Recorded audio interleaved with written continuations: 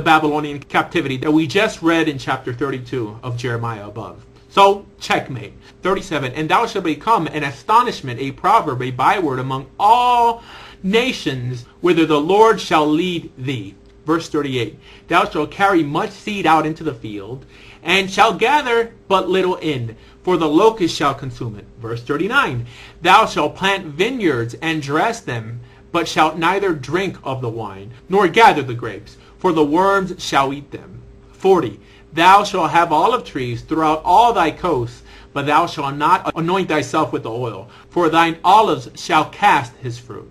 41, thou shalt beget sons and daughters, but thou shalt not enjoy them, for they shall go into captivity.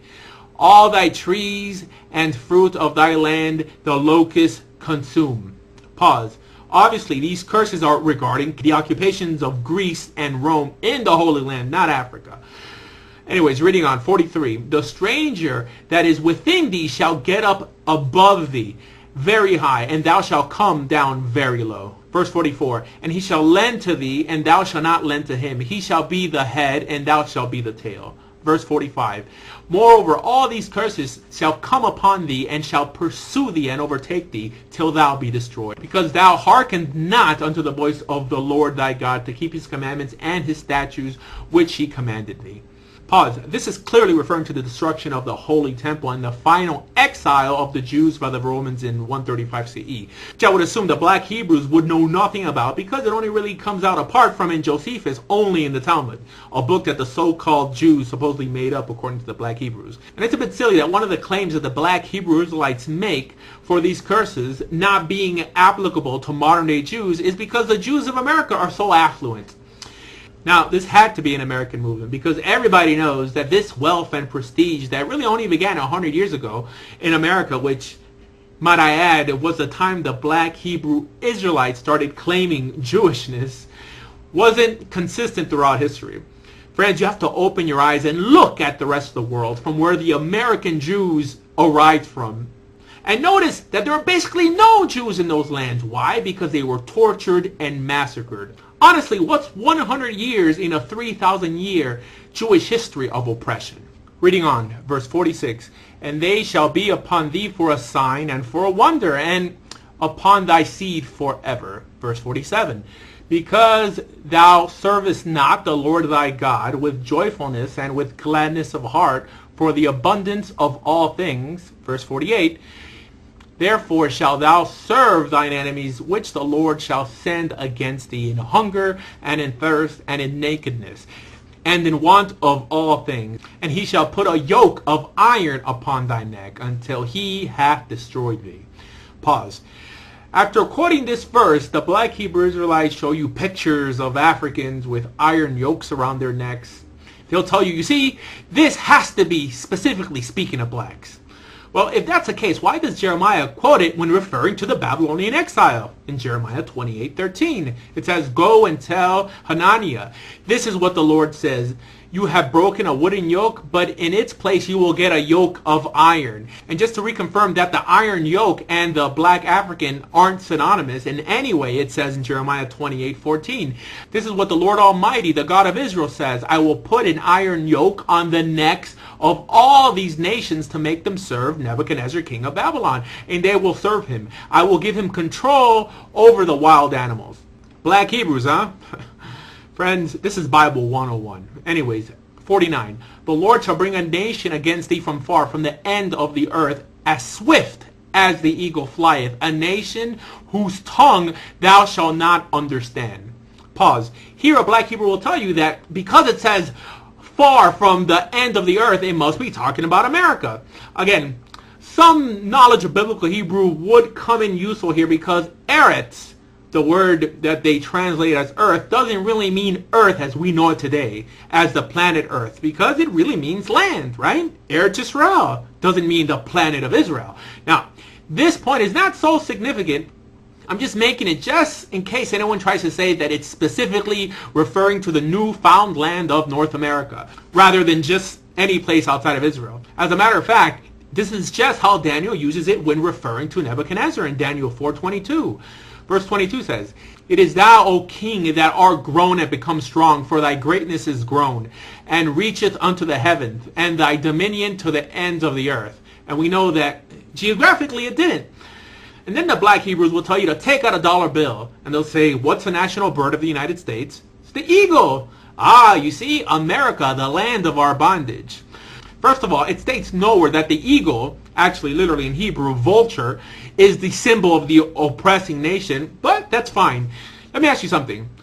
What was the symbol or mascot or bird of the Roman Empire?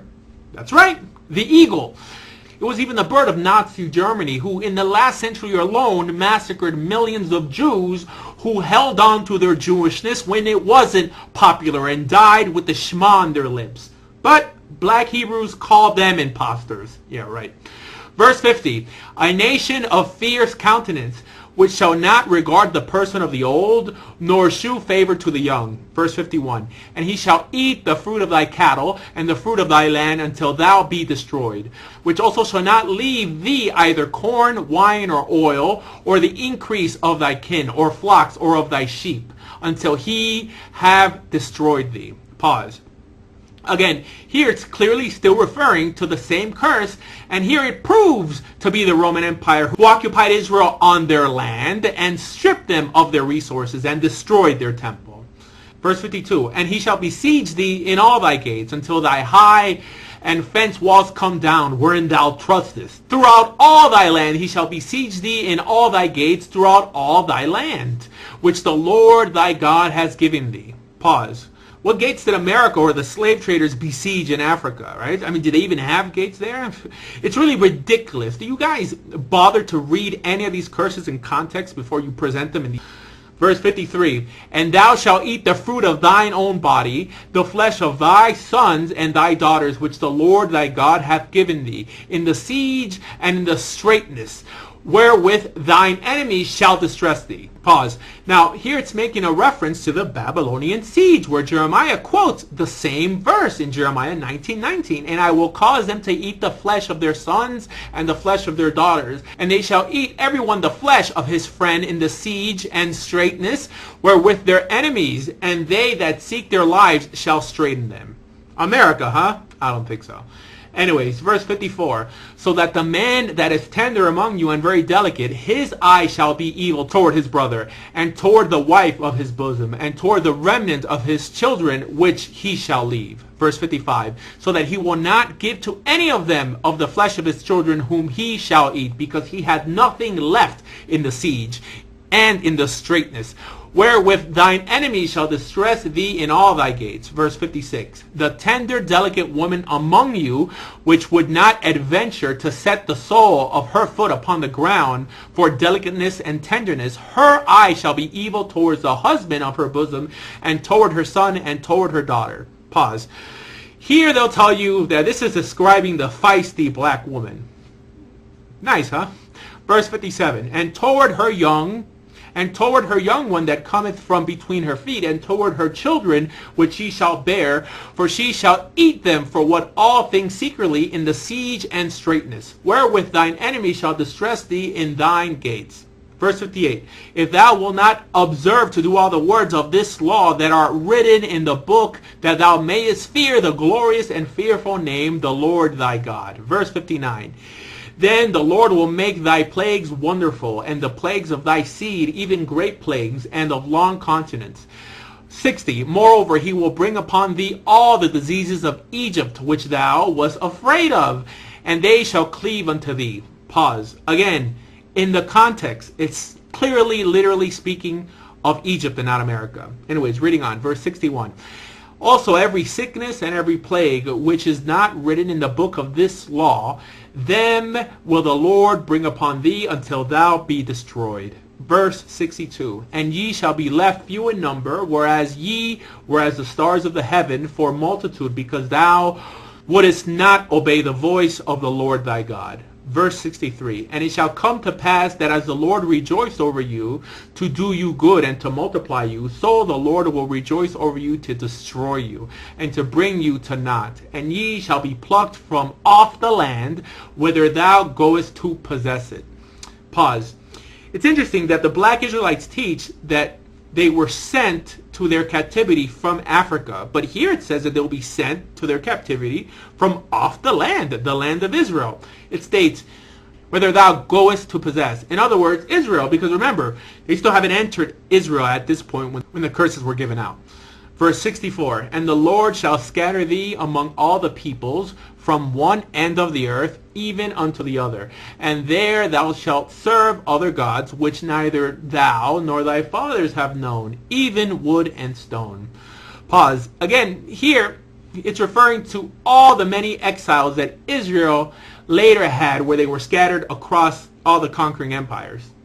Anyways, reading on, verse 65. And among these nations shalt thou find no ease, neither shall the sole of thy foot have rest, but the Lord shall give thee there a trembling heart, and failing of eyes, and sorrow of mind. Verse 66. And thy life shall hang in doubt before thee, and thou shalt fear day and night, and shalt have none assurance of thy life. Verse 67. In the morning thou shalt say, would God it were even, and even thou shalt say, would God it were morning. For the fear of thine heart wherewith thou shalt fear, and for the sight of thine eyes which thou shalt see. Pause. Friends, now this next verse is basically where the Black Hebrew Israelites claim that the case is closed. So, let's read it carefully. Verse 68, the famous verse 68. And the Lord shall bring thee into Egypt again with ships. By the way whereof I spake unto thee, thou shalt see it no more again. And there ye shall be sold unto your enemies for bondmen and bondwomen, and no man shall buy you. Pause. Now, please note that we have shown that every other instance in this chapter where the word Egypt appears, it's literally referring to Egypt, the geographical place of Egypt that the Israelites departed from. And the Black Hebrews will even lie and tell you that the word Egypt means bondage. In Hebrew, it doesn't mean bondage. I don't know what language are they talking about.